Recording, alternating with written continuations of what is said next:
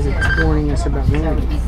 Right. Welcome aboard, everybody. My name's Graham, by the way. I'll be your guide until we get to Capilano. You know, we do a little bit of a tour through downtown Vancouver. We've got a few hotels to check along the way. But one of the drivers, well, most of our drivers are quite proud of living in Vancouver, and if you'll allow me the opportunity, I would like to show you some of my Vancouver. Now, the building on our right is our convention center, and this was opened in 2009. In 2010, it became the International Media Center during the Winter Olympics. All the radio and television broadcasting for the world came through this building. It's 1.1 million square feet of convention space. That's 102,000 square meters. Seats about 25,000 delegates for a major convention. Now, the building also has one of the largest grass roofs in North America. Over 300,000 native plants placed on the roof during the construction. Now, coming up on the right side, you'll see a little cart up at the corner here. There's some folded red umbrellas, or usually, yeah, there they are. This is Bella Gelato. In 2012 and again in 2014, they arrived home from Italy, having competed in two separate gelato competitions there, and they came home with the first prize. They've twice been judged to be the best ice cream in the world. Yeah, just that gets everybody's attention. Okay, coming up on the right side, we have the beautiful Marine Building. This is Canada's best example of Art Deco. It was built in 1930 at a cost of $2.2 million. Now, the main doors are coming up on the right. Some of you may recognize them. For 10 years, this was the Daily Planet building in the television series Smallville. Now, it is 22 stories high. When it was completed, this was the tallest building in the British Empire. Fully restored 1995. You can see the terracotta panels outside, of course, giving it a very marine theme. But a number of the panels also depicting the history of transportation. The lobby itself closed today, but open tomorrow, and if you go in, they're proud to showcase the inlaid woodwork and tile work the building is known for.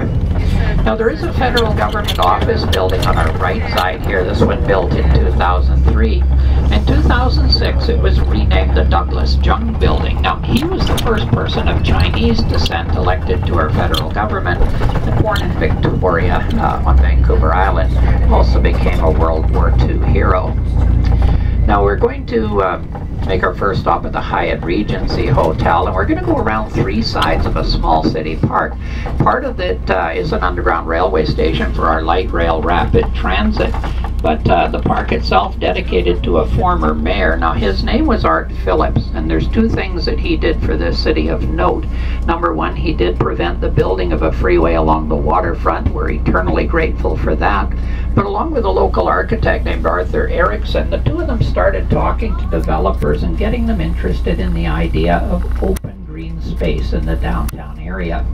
So you look around, there's lots of trees, lots of green space. We do have a number of water features, and Vancouver's now getting into rooftop gardens as well. You'll find a number of those around the city. Now, our stop at the Hyatt Regency coming up in a moment or two. Hyatt was built in 1973. It was closed for 3 months in 2001 for $18 million in renovations. Famous guests of the hotel over the years have included U.S. Secretary of State Henry Kissinger, George Bush Sr. when he was Vice President, also President Bill Clinton, Canadian Prime Ministers Brian Mulroney, Jean Chrétien, Pierre Elliott Trudeau also stayed here at the Hyatt, along with Russian leaders Boris Yeltsin and Mikhail Gorbachev. However, no two leaders stayed here at the same time for security.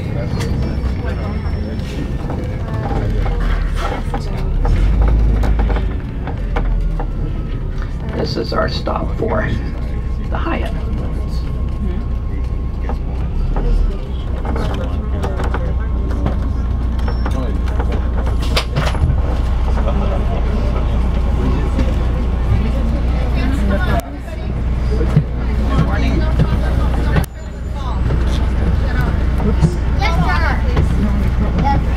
Existing church in the city. It dates back to 1889. So the main building was completed in 1895. It seats about 500 parishioners. Now, much of the interior framework of this church was built by shipbuilders, and there's many that say the interior roofline reminds them of the hull of a 19th century sailing vessel. Also coming up on the left, beautiful Hotel Vancouver. Now, construction began on this hotel in 1930 due to the Depression, not completed till 1939. The first registered guests of the hotel were King George VI and Queen Elizabeth of England during a cross-Canada journey. Beautiful building. If you get a chance to walk through the lobby, I do encourage it because it really is an elegant building. Now we're just coming up to Robson Street. This is known as Vancouver's Rodeo Drive. This is the busiest shopping street in Canada and one of the busiest in North America.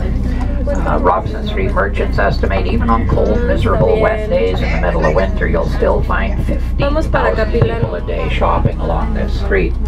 Now it's quiet right now. Many of the shops haven't opened yet, but you will find by later this afternoon there will be thousands of people along this way.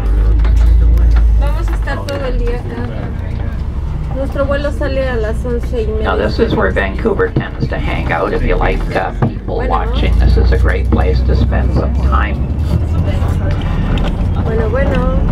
So grab a cup of coffee. It's easy to do. Every intersection along this stretch of Robson has at least one coffee house. We do like our coffee a lot here.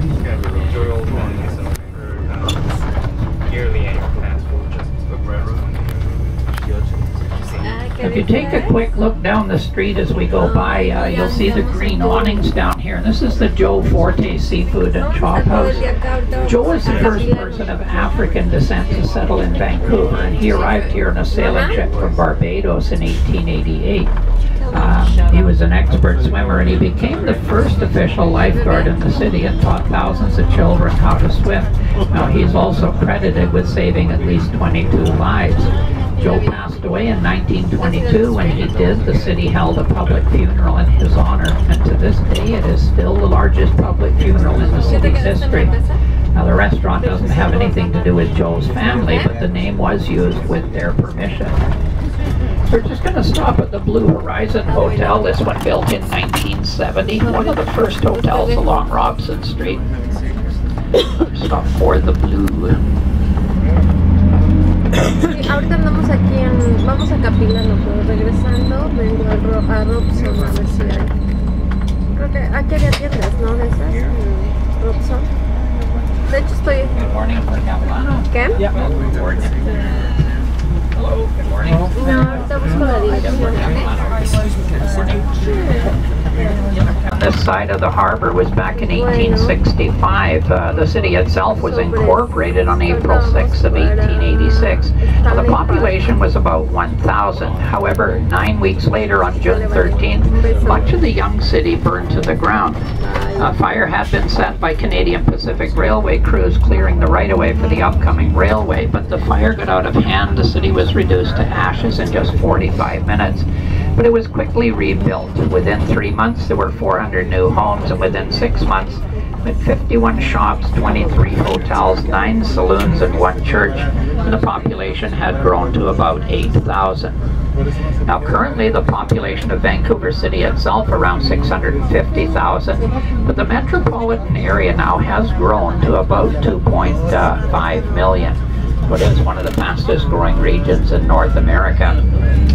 You may wonder about the diversity of Vancouver. You probably noticed over 50% of the population of Vancouver does have a native language other than English, and over 80% of the people that live in this city were born somewhere else. Now, the area we're in, we call this the West End, just simply west of downtown in the early days, but back in 1860 there was nothing here. This was all forest. Now, there were 3 Englishmen living in the city of New Westminster, about 12 miles away, or 17 kilometers. They bought the entire 1 square mile of land for just $455. But they got ridiculed for it. They were called the 3 greenhorns for wasting money on land nobody else wanted at the time. Now, the area has developed to be one of the most densely populated in North America. The city estimates upwards of 41,000 permanent residents live in the West End. And all 3 of the greenhorns went on to become successful businessmen. Now, just to the left of us, we have a White Spot restaurant here, and they've become a legend in this area since 1928. Known as Canada's first drive-in restaurant chain, they were open long before the famous McDonald brothers in California. Over time, White Spots have evolved, and they have become more of a family-style restaurant. About 100 locations, mostly in Western Canada, but I did hear recently they did open in Hong Kong. Okay, our final hotel stop coming up is the Westin Bayshore. This one built in 1970.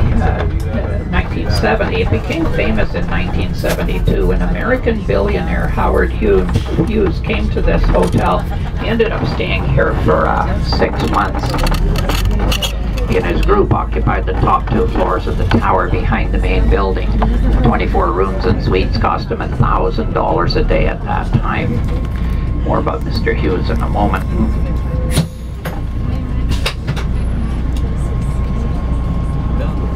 We get to Capilano. Now, we were just talking about Howard Hughes staying at this hotel in 1972. He quite enjoyed Vancouver, but he was in his reclusive period at the time. He didn't want any publicity, he didn't want his picture taken, didn't want to talk to the news media.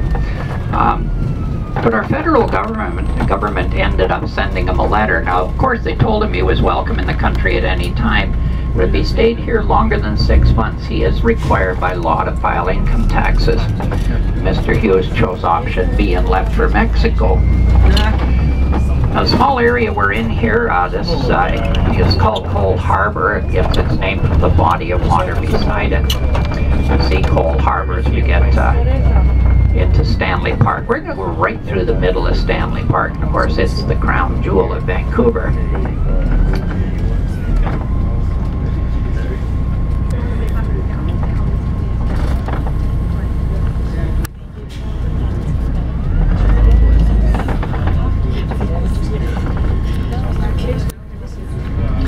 The White Spot restaurants, by the way, they were founded by a gentleman named Nat Bailey, who was born in St. Paul, Minnesota in 1902 and came to Vancouver at an early age.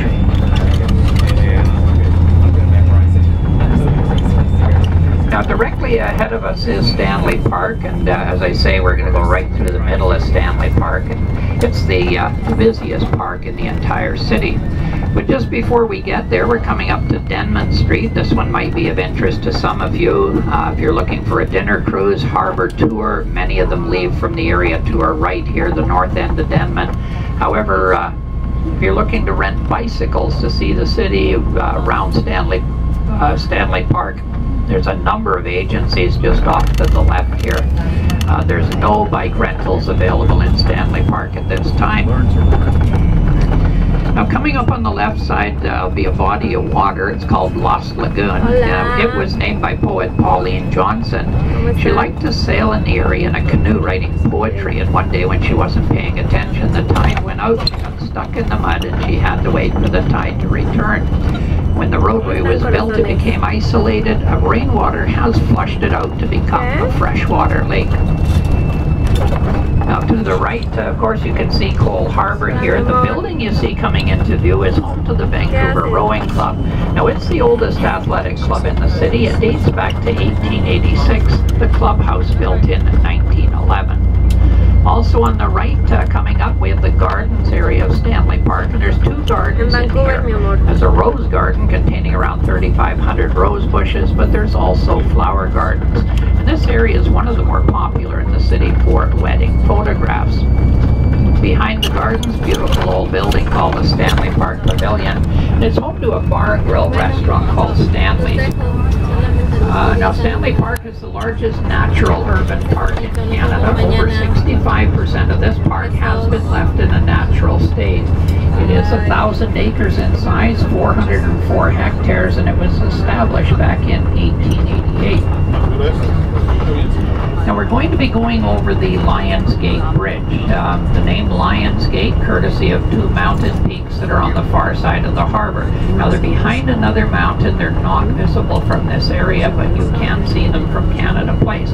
They're called the Lions. So right below them, the narrow entry to the harbor was given the name Lions Gate.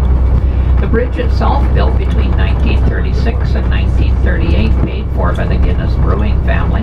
Now they were developing property on the far side of the harbor for residential use, and the only way across the harbor at the time was a slow ferry. So they built the bridge at a cost of $6 million. When it opened in 1938, of course, it was a toll bridge. It was officially opened in 1939 during the visit of King George and Queen Elizabeth, and sold to the province in 1955, with the tolls removed in 1963. When it was completed, it was second in the world in size to the Golden Gate Bridge in San Francisco, and it's 1 year newer. Now you see the bridge come into view, columns at the entrance, two big carved stone lions meant to represent the lions in Trafalgar Square in London, England. Center suspended span of this bridge, 1,550 feet in length. That's 472 meters between the towers. All right, camera time. Here comes your wow moment.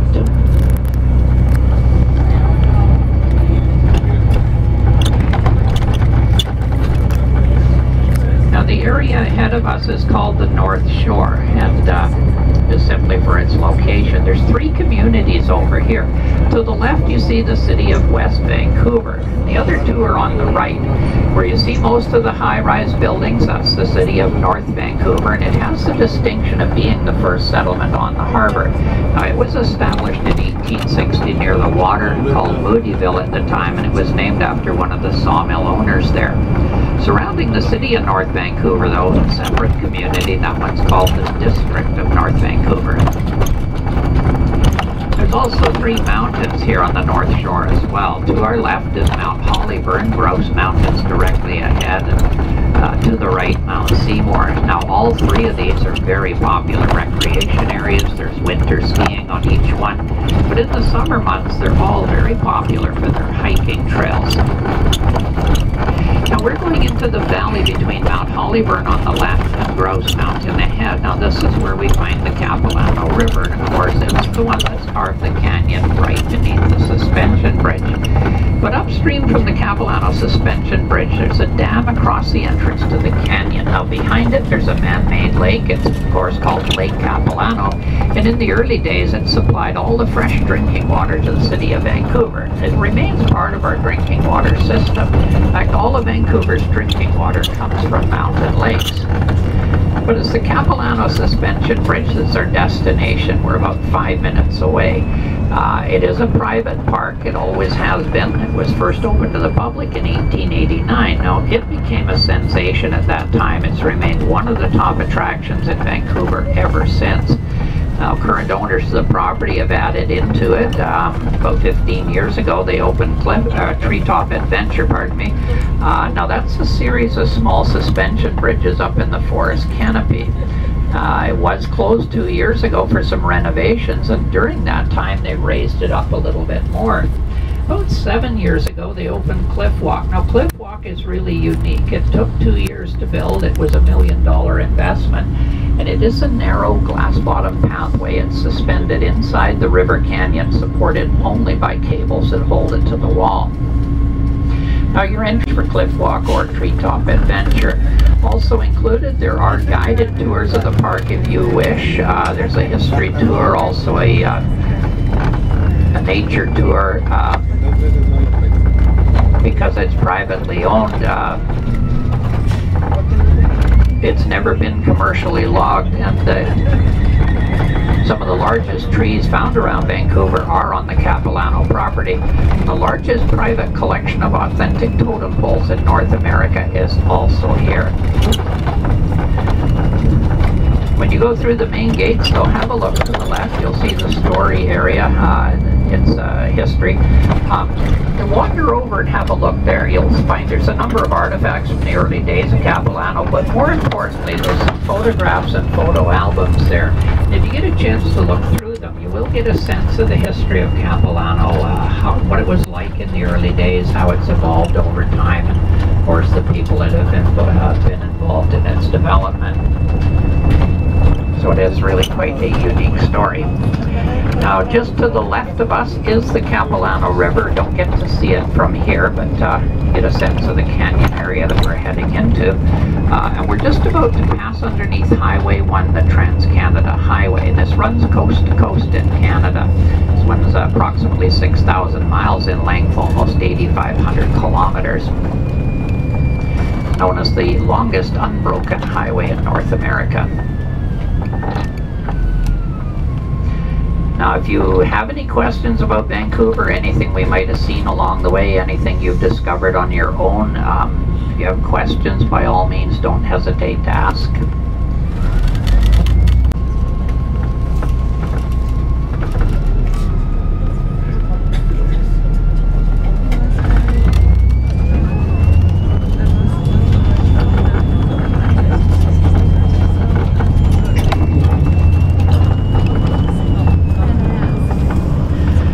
We're just approaching the entrance to Capilano Suspension Bridge Park, and please remain seated till I get the vehicle parked and doors open.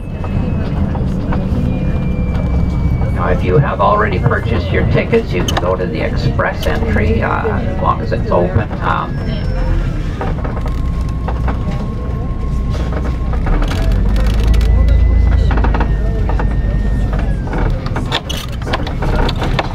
When you're ready to go back, please wait on the plaza up here, and guides will get you onto the first available shuttle that's going back to your destination.